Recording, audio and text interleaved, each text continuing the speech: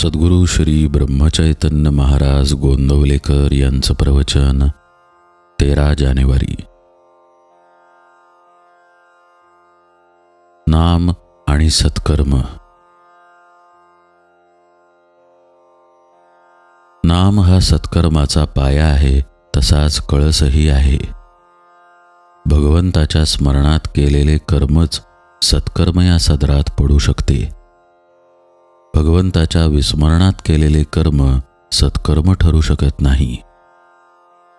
समजा एखादा मनुष्य नुसते तोंडाने राम राम म्हणतो आहे, परंतु भगवंताच्या स्मरणात नाही, तर मग राम राम म्हणण्याची त्याची क्रिया सत्कर्म म्हणता येईल का?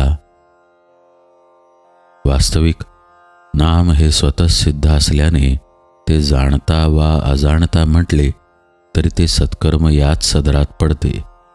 कारण जेथे माझे नाम तेथे मी पुरुषोत्तम असे भगवंताचेच वचन आहे.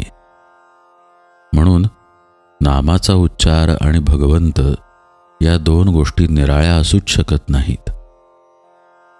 मुखाने नाम म्हणणाऱ्याचे लक्ष भगवंताकडे असो वा नसो, ते सत्कृत्य याच सदरात पडते.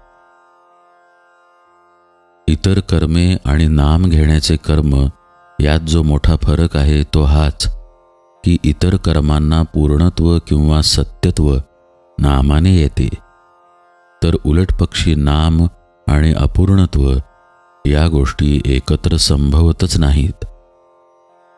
म्हणून नाम भगवंताच्या स्मरणात घेतले किंवा कसे हा प्रश्नच उद्भवत नाही. किंबहुना नाम मुखी आले की सत्कर्मे होऊच लागतात.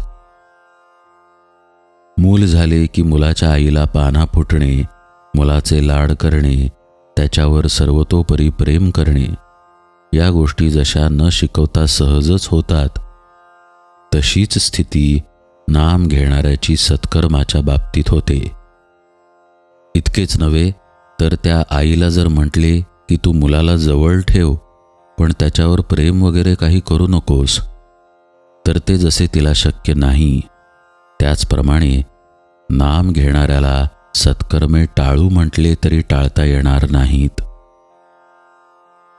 सत्कर्मे फळाला आली असे केव्हा म्हणता येईल?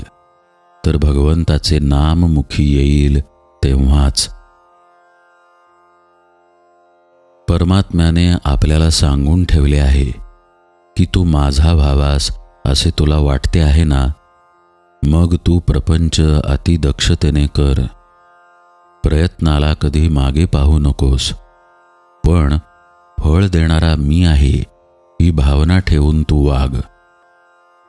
जी परिस्थिती येईल त्यात समाधान बिघडू देऊ नकोस.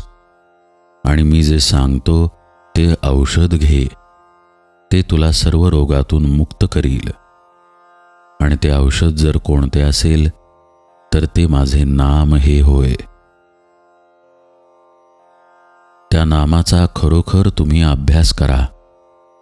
तुम्ही सर्वांनी असा निश्चय करा की नामाशिवाय जगणे हे खरे नाही. नामाशिवाय जगू नये असे मला खरोखर मनापासून वाटते. नामावरची निष्ठा कसे काम करते हे निष्ठेने नाम घेणाऱ्यालाच कळेल. नामाचे प्रेम ज्याला लागले त्याच्या मागे परमात्मा उभा राहिला हे अगदी सत्य सत्य त्रिवाचा सत्य सांगतो. म्हणून आवडीने आणि प्रेमाने भगवंताचे नाम घ्या. एकदा तरी त्याला कळकळीने रामा अशी हाक मारा की भगवंताला तुम्हाला येऊन भेटावेसे वाटले पाहिजे. सत्कर्माचा शेवट भगवंताच्या नामाचे प्रेम उत्पन्न होण्यातच होणे जरूर आहे. जानकी जीवन स्मरण जय जय राम.